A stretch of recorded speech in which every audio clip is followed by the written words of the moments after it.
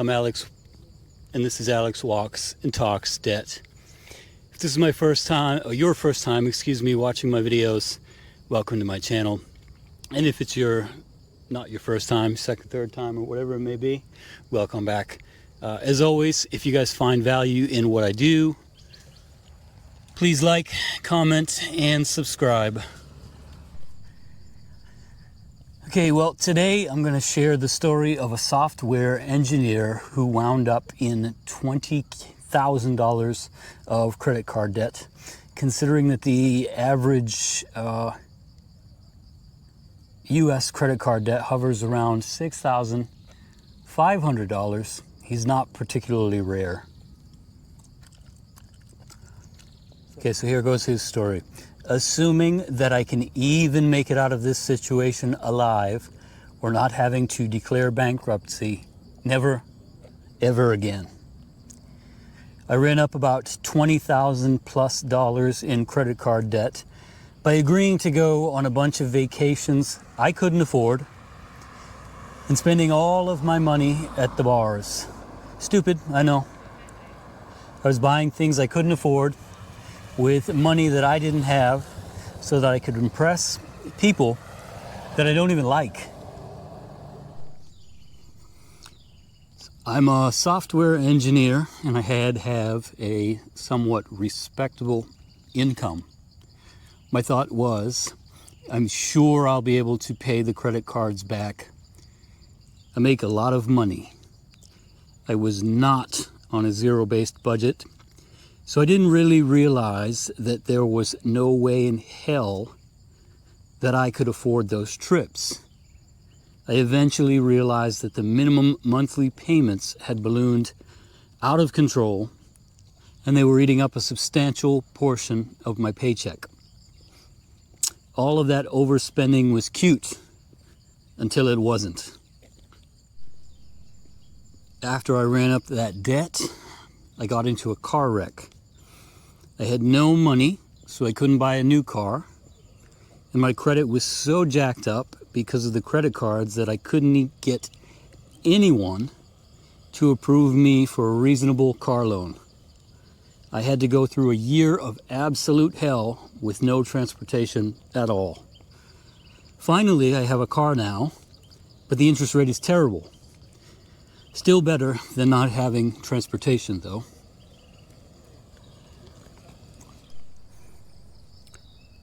I found out recently that I have a very bad cavity. I'm in so much pain, and I need a root canal to end it, but I can't afford it. I have no money.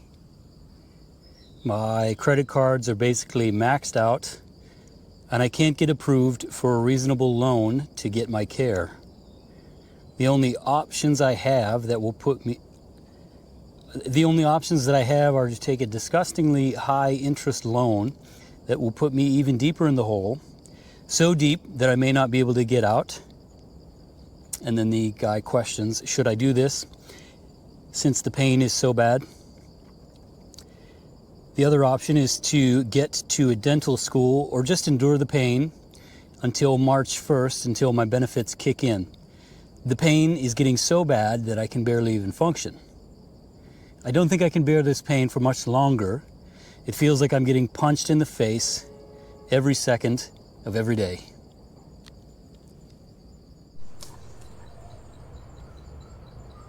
Today was the absolute worst, though. To even be able to make my car payment, which is so high because of my credit, I feel the need to work 3 shifts per week at a restaurant so that I'm not completely obliterated by that car payment. Not having transportation is not an option. I got in a good bit of trouble at my software job today. My work wasn't done, and my boss called me and asked if I had an explanation. I didn't. I just ran out of time. I ended up hanging out with friends on Saturday for my birthday, and lo and behold, I had a shift on Sunday. I need to have these shifts so that I can make my car payment and have transportation. But if I didn't have that stupid shift on Sunday, I could have easily finished my work and been in the clear. This is at a new job, so I'm making a horrible first impression. Had I not spent all of my money and ran up those cards, I wouldn't have a side job at all. Then I would have all the time in the world to get this software insanity done. I've reduced my restaurant shifts to 2 days a week, 12 hours in total, so that this will never happen again, or at least I sure hope so. That still moves the needle financially so I can have a car, but it will give me enough time to get my software work done. He continues on. If you've never worked a corporate software job before, it is death. It pays well, but it is death. I estimate that I will need 75 to 80 hours of work a week to stay on track and do my work at the pace they expect. Software development is literally insane. This is part of the reason I'm so burnt out of it and resent it now. Add in 12 hours per week at the restaurant for my car payment, and that's 87 to 92 hours of work a week, or an average of 12 and a half to 13 hours of work per day. I'm not afraid to work like an animal to get myself out of this. I don't even know what to do from this point on. I guess this is more of a rant, and I just wanted to share the stupid decisions that I've made and how I feel the effects to this day. I put it under the free talk, the area of Reddit where I found this, because I don't mind people commenting, giving advice, or even just roasting me for the horrible decisions I've made. My plan is to get the care I need somehow, get some savings, pay off my debt with a vengeance, and then budget until the day that I die. I'll use a credit card once per year to maintain a good credit score, but that's it. Next time someone offers me to go on an expensive vacation that I can't afford, the answer is no. If my buddies want to go to the bar and I can't afford those nights out, the answer is no. So the OP goes on, the original poster goes on to,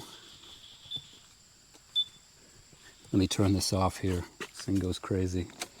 So the original poster goes on to post an edit where he says, "Thank you for all the feedback. I was able to book a flight and a hotel room so that I can get to Mexico for a day to get my teeth done. My surgery is scheduled for tomorrow. I'll be well again very soon.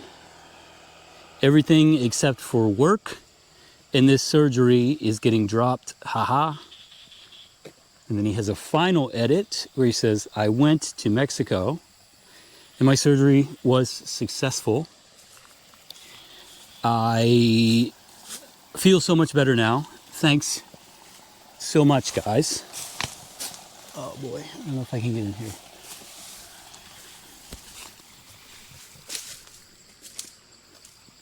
So guys, I think, this is kind of a really good cautionary tale for, especially for young people who, are in entering or about to enter like high paying, fields, some STEM fields, some computer science fields, because this guy was the original poster, he was a computer, he's a computer science major, he's a software engineer or something of that nature.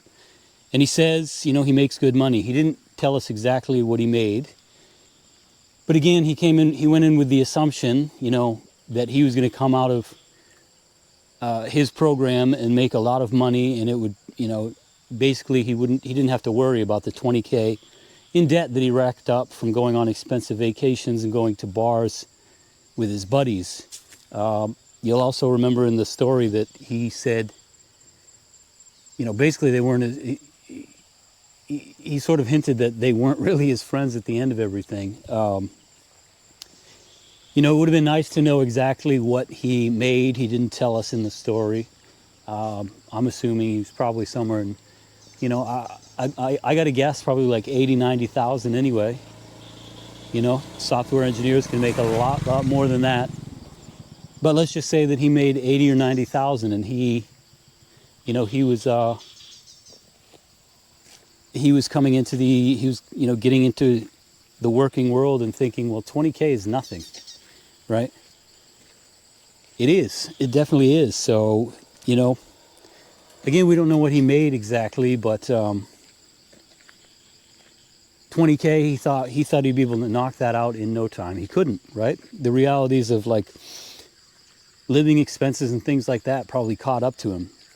You know, he also said that his car was basically, you know, he had to take on those 3 shifts, and he reduced it to 2 in order to, you know, supplant his software engineering income, and in order to, you know, be able to afford a car. He said he couldn't even afford a car for like a year.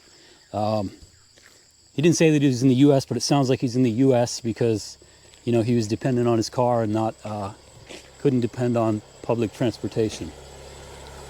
So we don't know what his payment was there. That would have been a nice thing to know, and we would really like to know what his income was, but we don't. But anyway, it's a great cautionary tale because there's so many young people who think like he thought, and we got to give him the benefit of the doubt and say he's probably a pretty smart kid, you know, to be going through a computer science program and successfully getting a job after. I think that's kind of the point of the story, is that there are a lot of young kids who really think like that. That's what I kind of took away from the story. You know, 20K in debt. 20K doesn't sound like that much. You come in with kind of the false notion that, oh, I'm going to make, you know, 80, 100K coming out, or whatever it may be.